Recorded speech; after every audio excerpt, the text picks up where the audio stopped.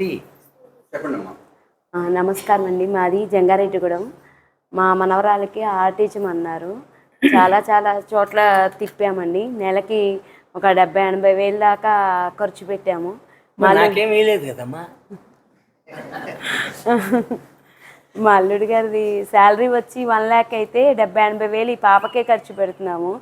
వాళ్ళు అసలు ఇంకా మేమేమి తినాలి, ఎలా ఉండాలి, ఏంటి అని రోజు బాధపడుతూ ఉన్నారు. ఎన్నెన్ని చోట్లకో తిరిగామండి. టీవీలో ఇంటర్వ్యూ తాతగారిది చూసి ఈ ఆశ్రమానికి వచ్చాము. మా మనవరాలు ఒక్క నిమిషం కూడా ఎక్కడ అసలు మామూలుగా కూర్చునేది కాదు.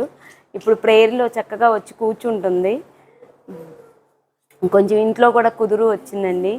మా అల్లుడి గారికి కాళ్ళ మీద, మెడ మీద ర్యాషెస్ లాగా వచ్చి చర్మ వ్యాధిలాగా అనిపించి చాలా మెడిసిన్స్ వాడారు. ఎక్కడ వాడినా ఏమీ తగ్గలేదు. ఇక్కడికి వచ్చి తాతగారి విభూతి, పంచదార ప్రసాదం రోజు స్వీకరించడం, వాటర్లో కలిపి స్వీకరించడం, విభూతి అక్కడ ర్యాషెస్ దగ్గర రాయడం చేస్తే శుభ్రంగా మాడిపోయి అసలు ఏది అనేది తెలియకుండా మాడిపోయిందండి. అంతా తాతగారి దయ. మా మనవరాలు కూడా మంచిగా ఆరోగ్యంగా మామూలుగా ఉండి మామూలు పాప అవుద్దని నేను తాతగారిని కోరుకుంటున్నాను. రైట్.